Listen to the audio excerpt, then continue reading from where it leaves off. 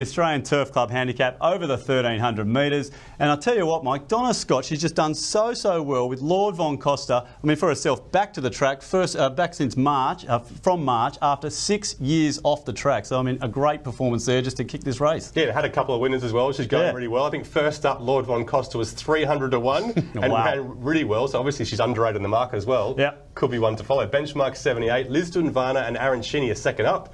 Who can improve the most? Fair to strong tempo with a few going forward. Good dry conditions and a fair bias, maybe near pace if it firms up late in the day. Okay, watch for that out there at Rosehill late in the day as always. Let's have a look at the market now for the last leg of the quaddie. Hasn't been too many big betting moves today, Mike, but a few came today. Lisdun Varna, 6 into the $3.80 there, right on top. Same again for Moe Rose, $6 into $3.90, a really reliable mare.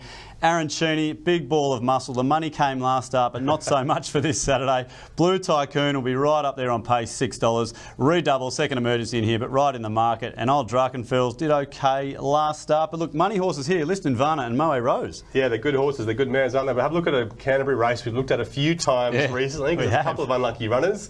Blue Tycoon led this day. Blue Tycoon had every single chance. But there was a couple in behind that didn't have every chance, including Good Weather 3 wide, no cover, and good old Drachenfels. We've watched this 3 times now, thanks, Stu. Yeah, look, Drachenfels is just another one that had no luck in this race. Cool Vinny was in there as well. Look, what do we take out of a race like this? Blue Tycoon on pace, all importantly. Yeah, drifting in the market. Blue Tycoon got its win, goes up in the rating. It's going to be so hard for it to win again. Drachenfels obviously should have won and should have gone up in the ratings, but he hasn't. All right, let's have a look at another replay now, Michael. We speak of that horse, Lord Von Costa earlier, so let's have a look at it. This day, all importantly, was swooping, but the leaders here pretty much off and gone, and there was a smart one up front. Yeah, Cradle Mountain's a really good horse, so this is a great form reference. Drachenfels' first start for Bjorn Baker, I think, this day. Lord Von Costa's second start for Donna Scott. Lord Von Costa comes to the outside, quickens really well. He's going really well this prep, but he just tends to peak late over 1,200 metres, so maybe to 13 is a bit of a risk. Drachenfels finds the line pretty well there. Okay, well, we've seen Drachenfels as well there in a couple of replays. Let's have a look now, Mike, at all the form and the key factors for the last leg of the quaddie, because we've got to get the punters home with a winner. Yeah, form's in the middle of the page. Drachenfels, we keep talking about him, but he was 3 wide, no cover last week. He's going well. And Redouble, one of the emergencies that can win this race. He was big first up as well, wasn't he? Light them both up. Sure was. And hang on, we're looking maybe at a bit of more value here as well, Mike. Right in the middle here. Let's get to the key factors progression. Yeah, Lisdun Varna can improve. Second up, so can Aaron Shinnie.